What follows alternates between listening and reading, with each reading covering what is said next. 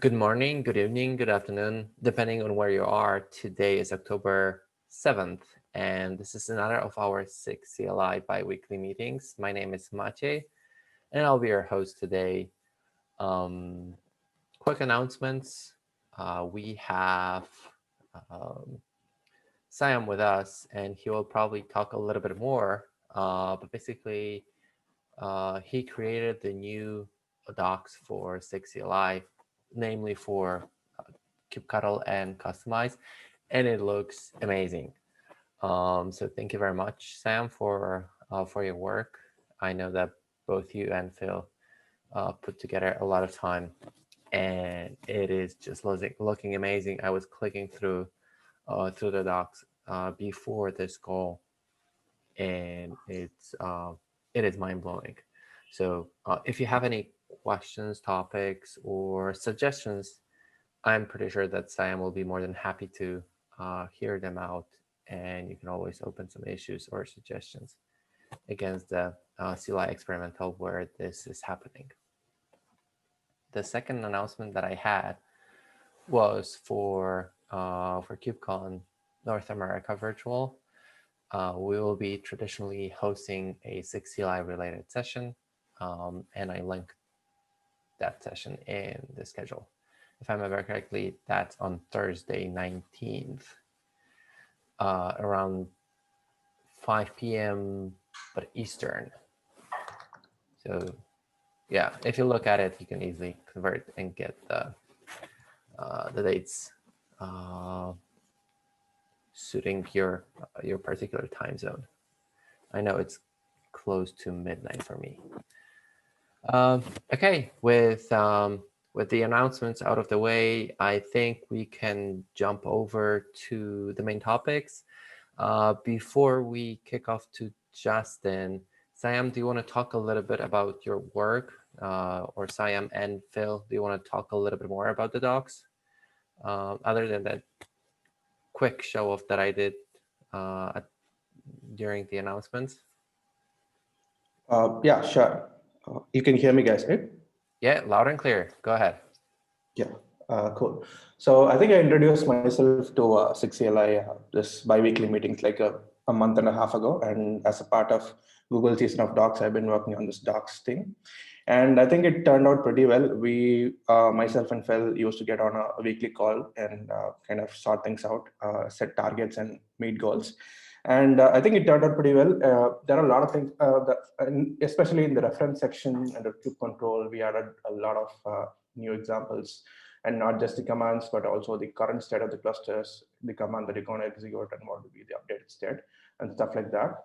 So we kind of also made it very beginner friendly, and I'm hoping it would be really good. I mean, if you really like it, let me know. If you want to give me constructive feedback, I'm always open for it. You can reach me out on Slack or an email. And I'm looking forward to get feedback from you guys so that we can make the docs better. And currently I'm working on the CI stuff that actually deploys this site to the public, and we are hoping to launch to the other people who are not in the SIG CLI stuff, SIG CLI group pretty soon, and we are looking forward to it. Yeah, that's it. Thank you. Phil, you want to add something to this?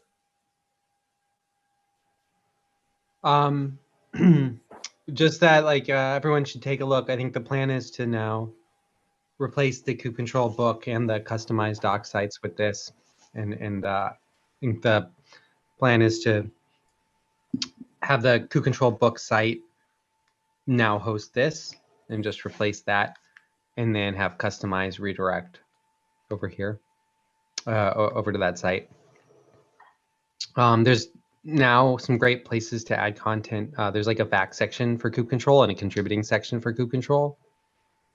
And the FAQ already has some of the stuff we've discussed. So I know the discussions we often have about some of these docs that aren't easily discoverable, or now have a better location that we can take out, can go fill in after meetings such as this one.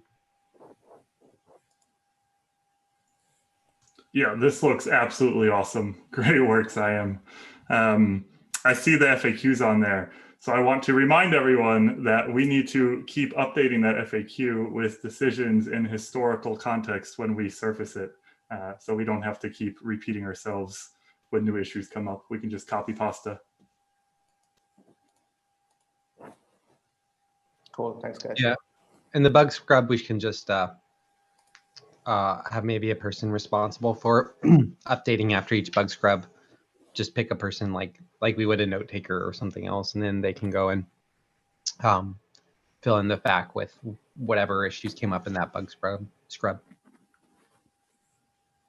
So, Yeah, so definitely. also to just back up, Eddie, there's been a couple times in the Slack channel recently where like our greatest hits of issues keep arising. And yeah, if we could easily surface that, I think that's going to save us some time and clarify some things for folks. Specifically, there was recently a big long thread about which particular version you apply at versus the version that comes back when you do the get without specifying the group and version. And I'll put that issue in the chat if anybody's interested in digging into that. Is that the one I closed yesterday, or is that a different one? Let me send it, and you could tell me. Okay. So the issue I'm describing is actually, it was closed back in 2018, so I don't think it's the one that you.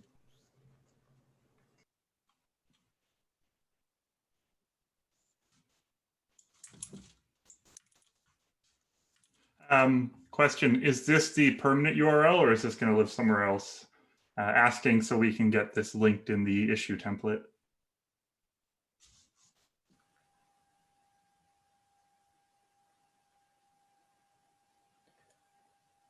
It will live. It's a temporary URL. From what Phil is saying, we will be moving this under the current kubectl book URL. Oh, the CLI experimental URL? Yeah. Yeah, that's temporary. That's just the staging ground for demoing.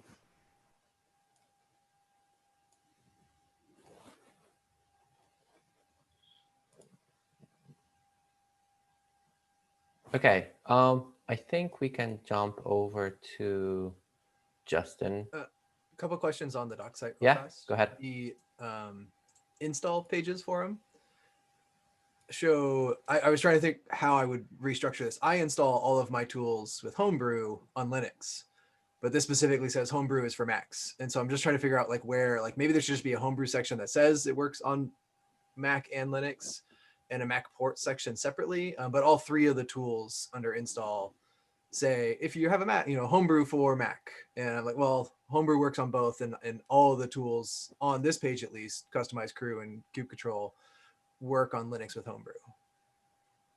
So I don't know how to restructure that. I don't know. Yeah. I think we can restructure that. I mean, yeah, I think that's fine. Sorry, I'm trying to pull it up that thing. I'm going to respond to that while I look at the page.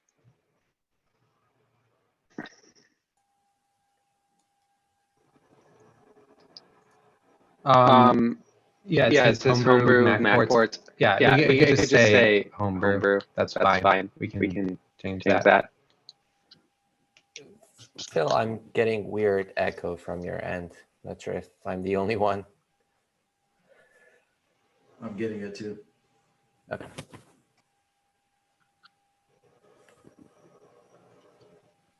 All right. Sorry, hold on.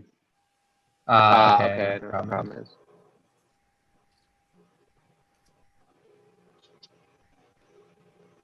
Is that any better? Nope, still. No. Okay. I'll try this.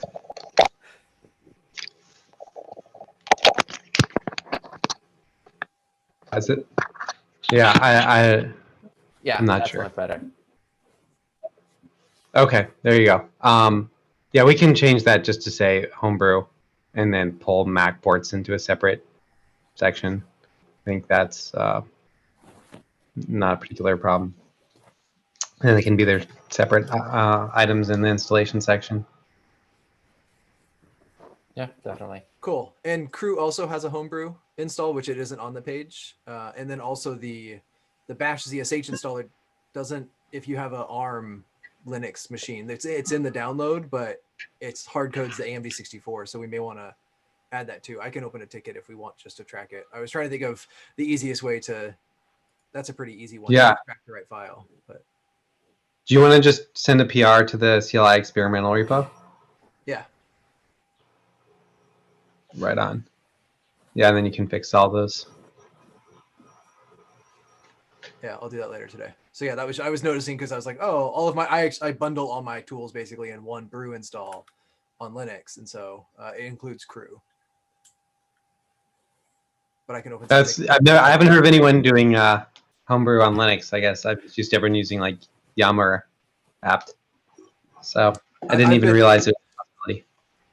I've been encouraging a lot of people. I've been using it for years now. It's easy. It keeps things up to date versus GoGet, and it's more up to date than Yum and app. So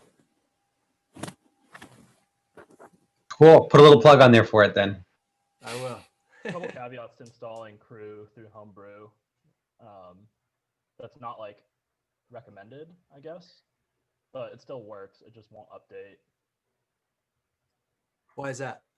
I think I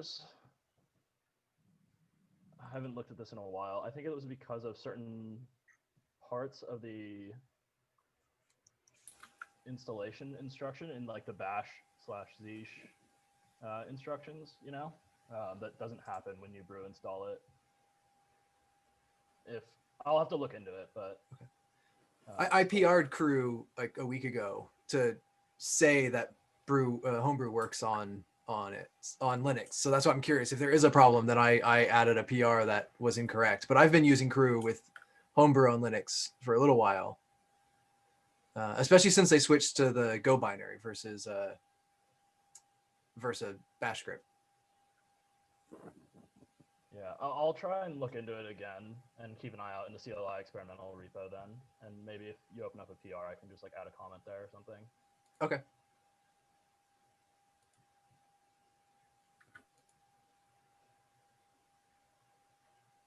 Okay, let's move on to Justin's K experimental wrapper. Justin, you want to share your screen? Yeah. Let me stop. And I think I'll have to add you to.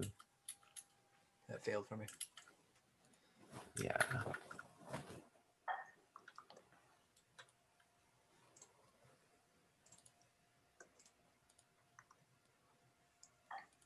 Okay, you are the co-host, so you should be able to share your screen.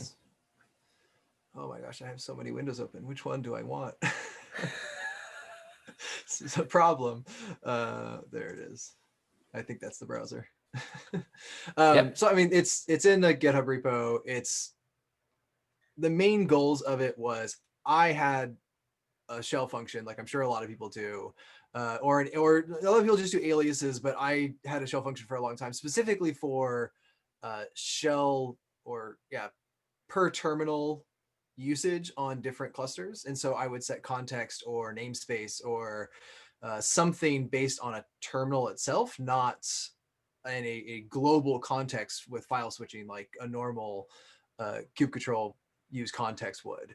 And so I like doing it shell based because I can compare two things side by side, test and dev without like, oh, let me switch my context back and forth or those sorts of things. So when I was thinking of like how I like to do it, my shell alias started getting just really large, or my function did. And with newer tools that are deploying Kubernetes for me, tends to not use the kube config file in a lot of cases. They use some other file. And I like having separate files. I love like compartmentalizing some of that stuff. So it's like I can just delete a file and the cluster's gone for me, basically. So the goal of this was, one, to allow the easier terminal switching for clusters, which I see a lot of tickets for in the repo for, like issues of, hey, please support kube namespace or something along those lines. So I had been using those. So since I saw other people using that, it seemed to make sense to have some sort of wrapper or an optional way to do that, whether that goes into upstream kube control or whatever, or in the experiments. I didn't know where that kind of fits. And again, this is meant to replace my function and alias rather than the actual kube control command. I'm not using any libraries from client Go or anything else. I'm literally just wrapping kube control. So that was a big goal. And then also being able to switch more easily with what I think of as SSH syntax, with like, hey, I want to switch a cluster quickly instead of like, list all my clusters and all this stuff. And like trying to go back and forth. When you have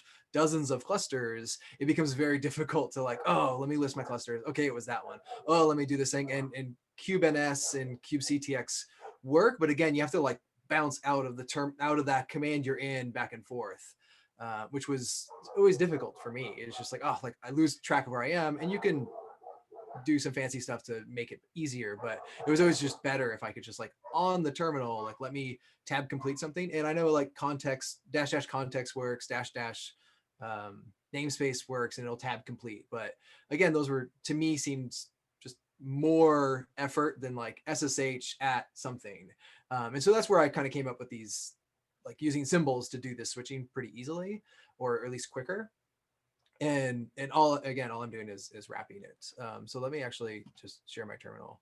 I was really trying to get my tab completion. I've been working on this tab completion for weeks at night, and like I cannot get it, and it's driving me absolutely crazy for a lot of things. So specifically, tab completion in Bash works. And if you saw on the install page, you can brew install it. It's on Mac and Linux, and so that that just works. And then if I do like config get context, you can see I have not dozens, but I have was it 7 clusters or something, and it's always like, okay, I need to switch between these things. And so I can I'm on kind right now, so I can normally every other command in kube control gets passed through. So get my namespaces, and obviously you can see them, get pods, all that functionality just works because it's, again, just execing out to kube control. But the fun parts are when I actually start doing like, give me a cluster. So get,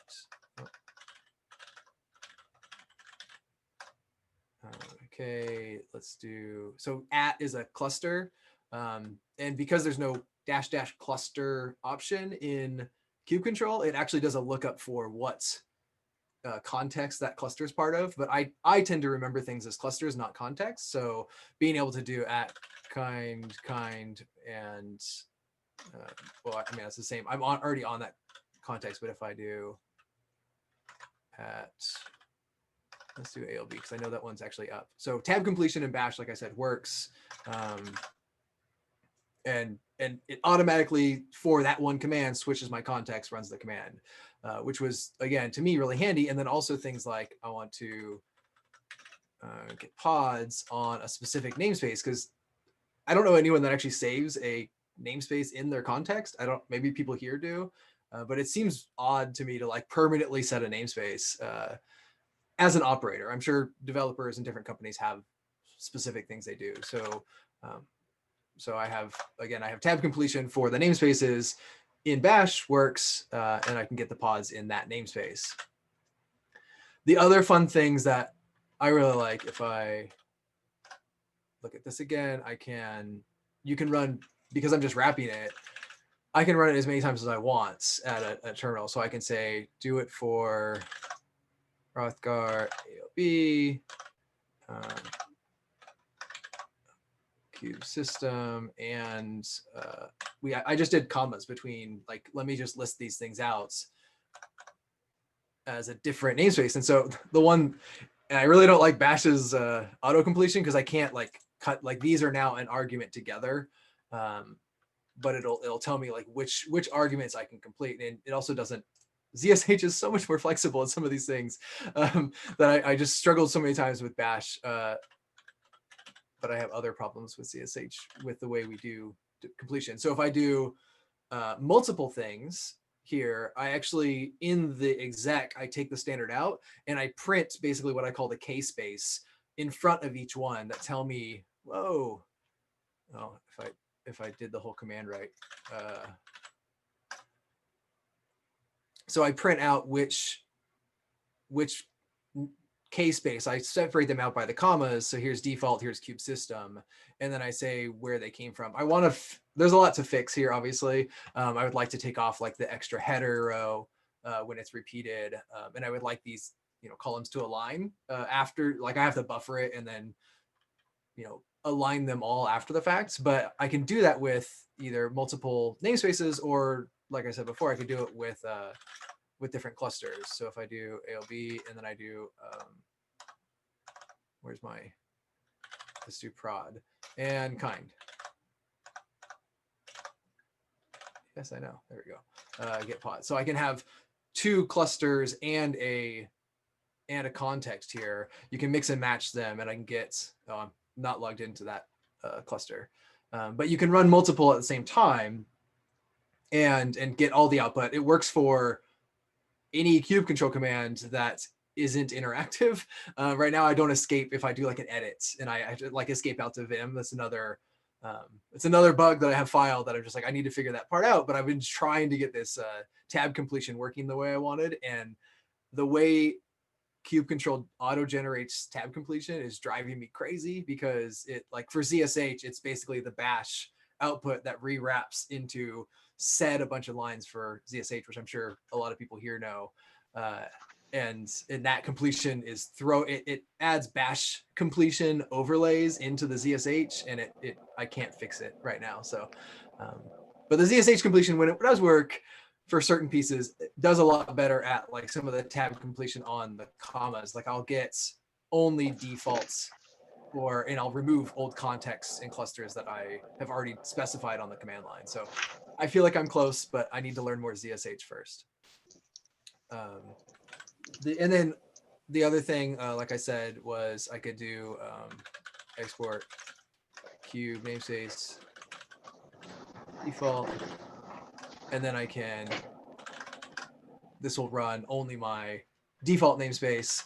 The other thing that's nice is if I just type K, I did my help with no, because it's a wrapper, my help is just hit the command. And I say at the bottom, basically, if you want kube control help, please use K help, because all those commands are actually passed. So K will show you kind of like how we're going to combine some of the kube config together. And then just give some examples here. But if I do want to, oh, what happened there? If I look at my, let's look at, so I can actually set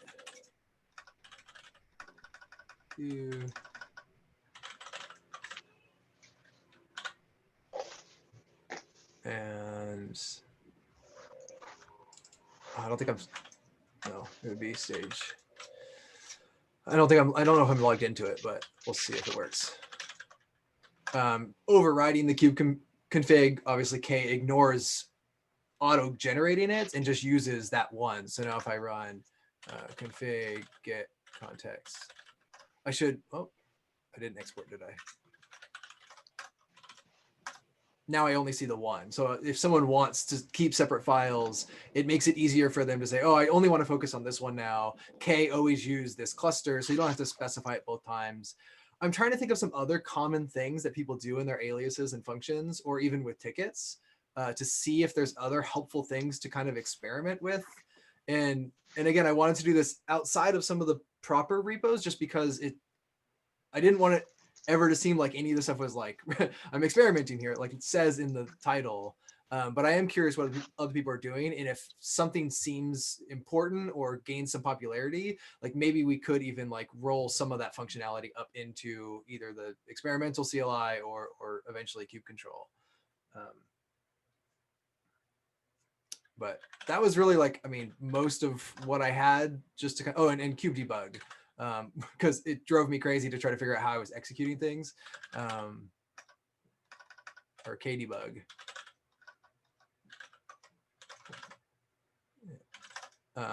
Oops. It just has a debug output for everything that I'm basically doing inside of K to see, okay, we're passing these arguments. Here's the kube config that I'm using. And we're setting the NS namespace to default because I have those variables set. So if I unset kube config and then run that again, you can actually see like, okay, here's my actual kube config that I'm used. I still have default environment variables set. So that's, being prepended here or appended to the line. So, but that's really like for debugging and just trying to see what people are doing. I don't know if there's other like things, like I said, that people see are common, especially within larger companies. As an ops person managing all these, dozens of clusters in things like, I want to support things like Cube or K apply. And I can say like, go to all my contexts and have wildcard for either matching or, go deploy something to all prod clusters. So I'm going to add some wildcard support just to look at those contexts and run that command over and over again on the different contexts that match for wildcards too.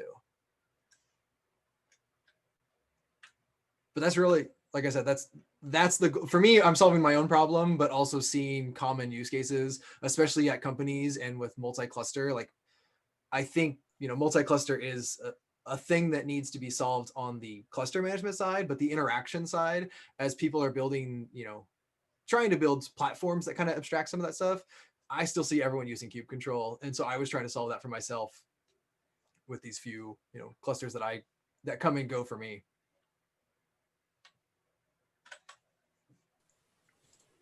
So that's really it. I agree, it's a problem. That's cool.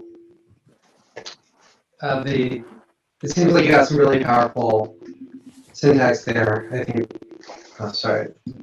Are you guys able to hear me, by the way? Are you all? Got Yeah. little echo. Yeah, there's echo again. Yeah, try this. All right. Okay, while Phil is trying to figure out his echo thing, a quick headers solution to it problem. There's a -- no headers, and you can subsequent get commands. That's exactly what I was going to do. Yep. Yeah.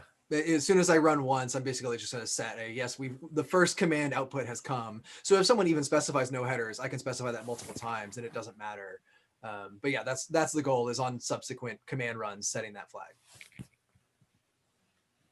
You actually inspired me to reach out to our SRE's team and figure out and ask them what they are using when they're managing multiple clusters.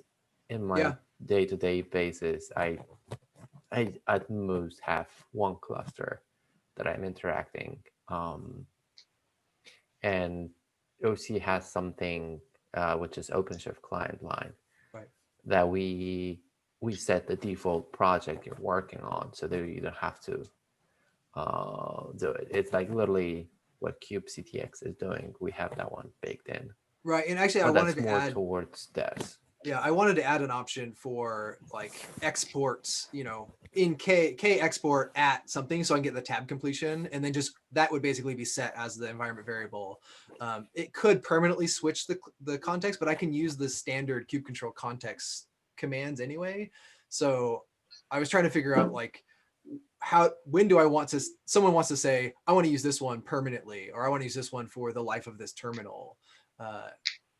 When do people want to do one or the other? I'm used to, again, environment variables in a terminal base. So once I close the terminal, the environment variables are cleared and I switch back to whatever my default was.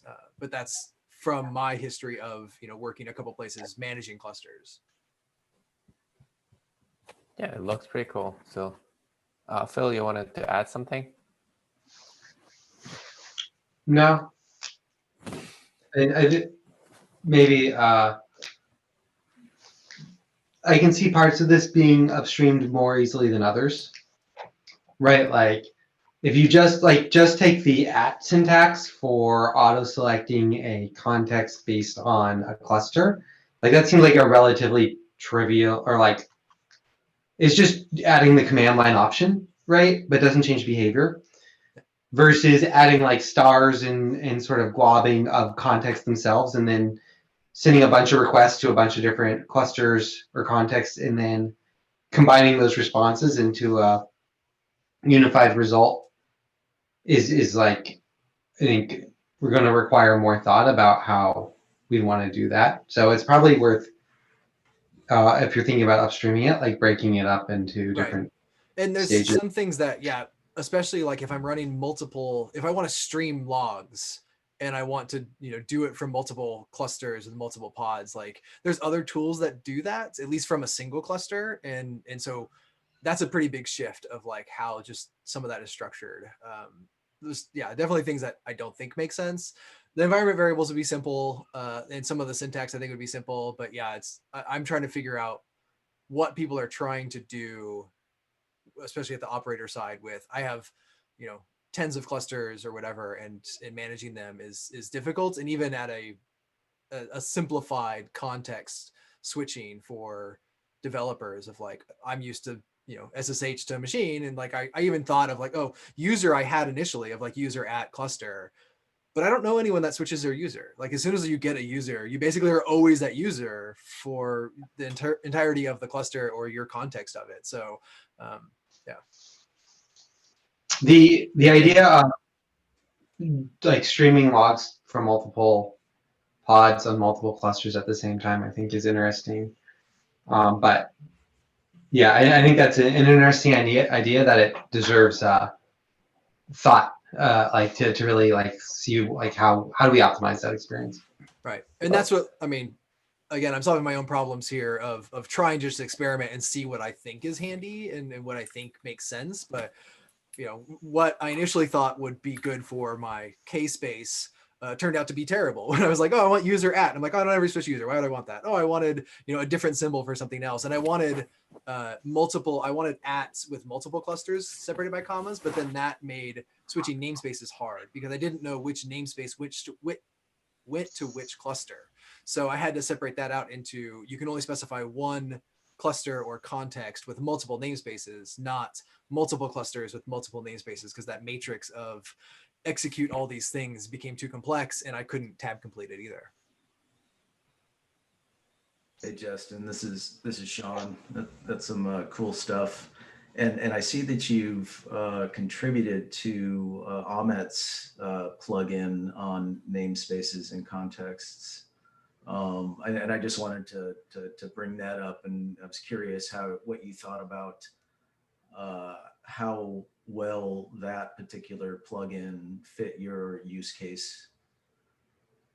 My problem again with that is just that it switches it at the file global lock level, and I don't tend to work that way. I have multiple, I have tmux open with multiple terminals, and switching, kubectx or kubeNS back and forth. I was like, I switch terminal one to another, and I'd have to run the same command. Like, oh, let me go switch context again. Oh, let me switch terminals. Let me switch context again. Let me switch context again. And so like doing compares or doing deploys or just debugging something, especially in like, I have multiple regions. I have clusters in multiple regions or multiple environments. Like, what's the difference between dev and stage? Oh, let me find, what happens when I, curl those endpoints and stream the logs. And so debugging that back and forth was difficult doing it at a global file lock level. And so that's why I used to always just have separate files for my clusters. And I always just exported kubeconfig, and that was the way I got around it. Was every terminal I would export, I would set a kubeconfig variable, and so I had a function that would basically do what he's doing with kubectx, but I would do it at a kubeconfig file level. And so I'd say interactive pick my file for my kubeconfig export was what I originally had. And it worked to some degrees, but then it was still harder to like, oh, I actually want to override this piece of it and change, I want this one command to switch. And so it's just the config global lock for every terminal really wasn't how I worked. And so I just wanted to find something lighter weight. Cool. When I was pushing, oops, sorry, go ahead, Ranshi. My question was whether, so you're basically going through all config files within kubeconfig directory? Yeah, I walk the tree just to see what's there. I wanted to add some options inside of it to basically cache some of it because it's heavy. There are a couple folders that I exclude, like there's a cache, HTTP cache, and some other things. I'm like, yeah, don't touch those. And I could do a better job at like looking at the file to make sure it's proper, because like the EKS control adds a bunch of lock files that are empty, like they don't matter, but they're in my actual kubeconfig variable when I run it, and so it doesn't actually matter. But if someone started like dropping garbage files in there, obviously it would be a problem. I was just going to say, when Justin showed me this demo, I was pushing him to come to show it here. Mainly the at syntax with targeting multiple clusters and being able to switch very quickly on the fly. That syntax was really inspiring, because right now we obviously have tons of flags and they're not all there and they don't all do the same thing and they don't play nicely. I think there's probably some coordination in the future between SIG multi-cluster, because I'm sure they're thinking about this problem as well. So hopefully everyone's brain is turning as SIG multi-cluster approaches this problem one day in kubectl. I mean, I totally agree with what you're saying, Eddie, and what Phil is saying. It would be good to gather some additional feedback. I definitely like the at syntax, where you can quickly, pick this or that, or the fact that you can easily specify multiple and run a single command against several. That is that's pretty cool. Like I said, I'm literally inspired to reach out to our SRE team and ask them the exact same question. Have they tried this, and what they think, how they are dealing with the problem of talking with multiple cluster at the same time. I would be much in favor of getting this thing into did you drop? Kubectl. Or is it me?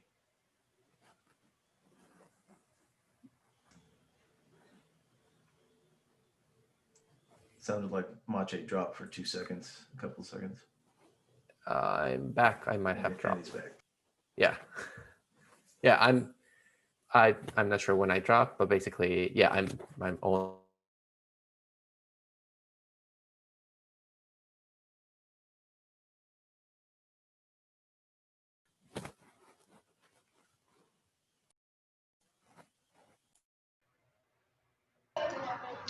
It's weird, I could hear you.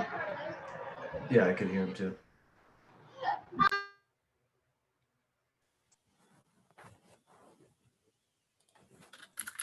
Yeah, I don't. We can move on. I was just. I know I dropped for a second too, so I didn't hear all of that. But I'd love to hear what other people are doing. I'm trying to just make this, like I said, an experiment. Let people use it and see, and then gather some feedback based on what people are doing. And so yeah, I'd love to hear what other SREs are doing for multi-cluster management at the interactive side. I was like, creating and managing cluster config and stuff like that is a separate problem than how do I interact and debug some of this stuff and do it quickly without a lot of overhead. So but yeah, thanks for the time, because I have been trying. Once I get my ZSH tab completion working the way I want it, I hope to get a little bit more feedback from the community and stuff like that, and really see what people are doing. Yeah, thanks for your time, Justin. That was very cool. I had a topic for delete flags. We can probably skip that one for the next time. I see that Eddie has 2 topics that are much more pressing than the delete one, so I'll skip the delete. You need to find where that came from. Probably from a PR that I was recently reviewing. Eddie, you want to talk through your topics?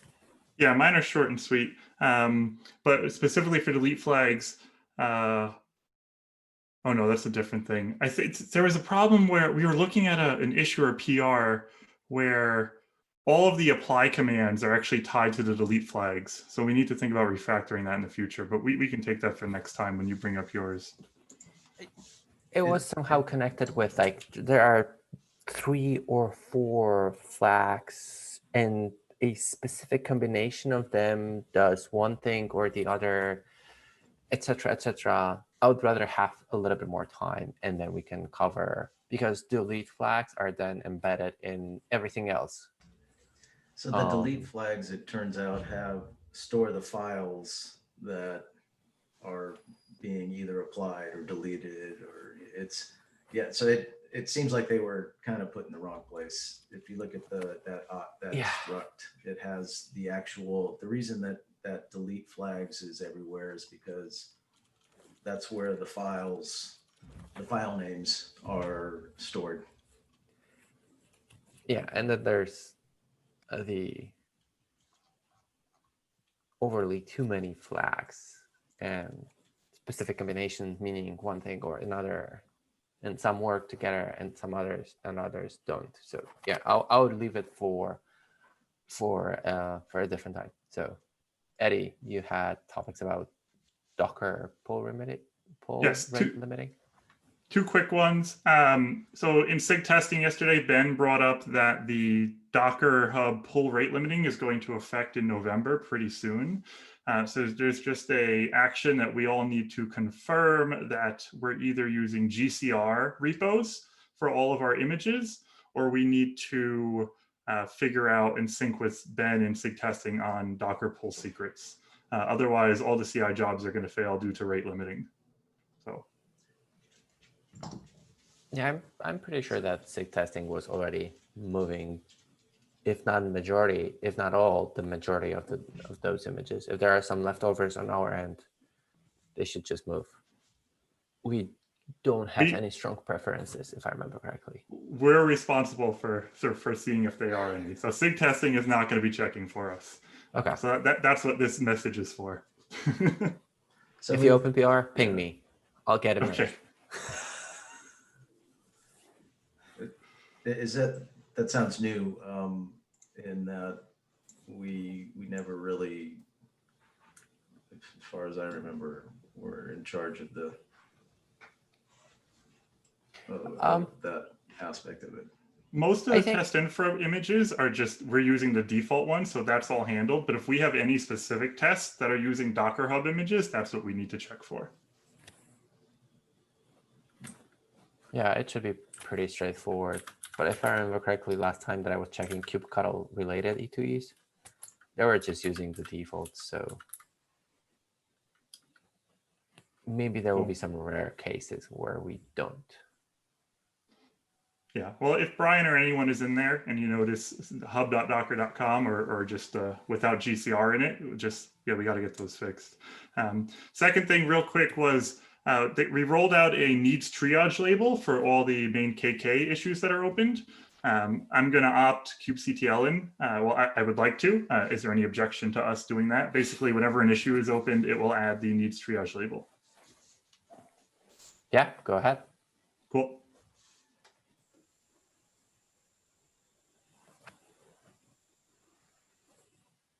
I see that Colleen also added a APR for review, and that's the global flags. Yeah, I still have that one. I'll definitely have a look at it. Okay, great. Thanks a lot. And this one is for the placing of the flags for plugins? Right. So that we could put them afterwards or before, because they only work in one particular position. That's right. And I know this is kind of a long-standing issue with some history on it, so maybe I'm wading into something a little deep, but hoping this is sort of in the right direction, and happy to revise it as much as you guys need. Yeah, we agreed on the direction. I need to have a look at PPR, and I'll leave you a comment there. Great, thanks a lot. In short, basically, we don't want to change the order, but we do want to have a warning. If I remember correctly, that PR was already heading that direction.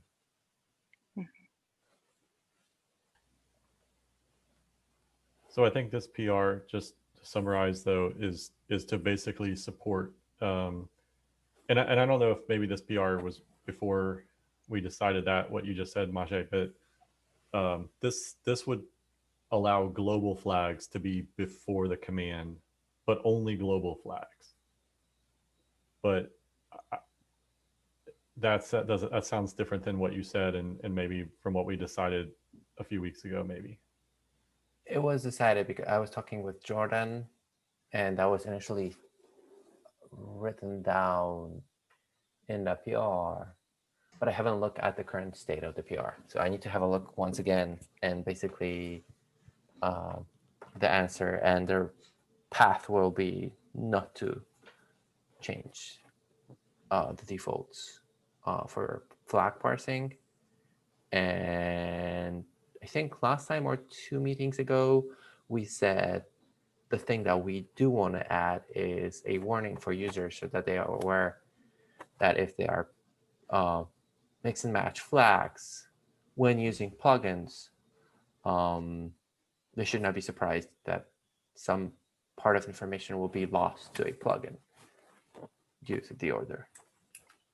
I think that's a different PR. So there might be. Yeah, I have 2 in my queue, and they are somewhat related. So I'll have a look at both, and I'll be leaving comments there. Yeah, thanks. I just want to say thanks, Colleen, for taking initiative on this. And I think that there's some history and some subtlety as well that you may have waded into. That's true. Okay. I'm not seeing any other topics. Does anyone have any other items that they want to share with the group? Stand-ups or something related to the projects that you're working, SIG CLI related?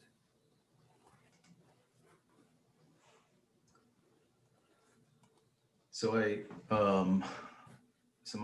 had a quick look at our recent goals for Q4, and I was curious what you thought about maybe revisiting those goals on a periodic basis, just to see what our progress is towards those goals for this quarter, just so that we don't get to the end of the quarter and say, what about this particular goal? Okay, yeah, definitely. I'm more than open to have a revisit of those. Have anything to add to those goals right now. Well, actually, I have one topic to add to that goal. So there has been good moves around the extraction of component helpers. The component helpers is a repository where we will be allowed to move some of the shared codes between Kubernetes repos. There's already, component helpers is already created as a repository. There's an open PR which is extracting the initial bits, and those initial bits are coming from scheduler, but that's not the point. As soon as the initial bits will merge, I have a person that will be working on extracting the auth related code so that we will be able to move kubectl to staging fully. And we're hoping that this should happen within 120. So that should bring us to a final closure on moving kubectl to staging. I updated the cap for that one last week, so it made before the freeze. Lee Verburn actually updated the cap for kubectl debug, so Lee will be working on promoting kubectl debug as well within 120. So these are the 2 major updates from the goals that we have for 120. Is there any additional work for that on the customized side for basically right? That is one blocker for getting the latest version of Kustomize moved back into kubectl, correct? If I remember correctly, there were some issues with how Kustomize was vendoring API machinery, and Jeff was working on that particular bit. And I remember that he was also closing his work on that front. So when both of these will happen, yes, we should get new Kustomize in kubectl as well. Either one of them should allow us, whichever one finishes. If just one of the two finishes, then that will unblock us. So there's active ongoing work on the removing the API machinery from the Kustomize in order to be able to reintroduce Kustomize into kubectl. Yeah, so it's all right. Whoever gets first. Basically. Okay, cool. Anyone else have any other topics that they want to bring up?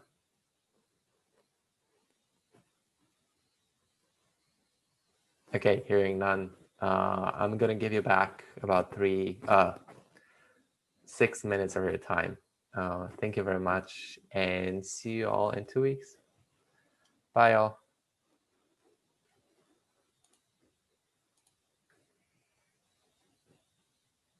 So is there a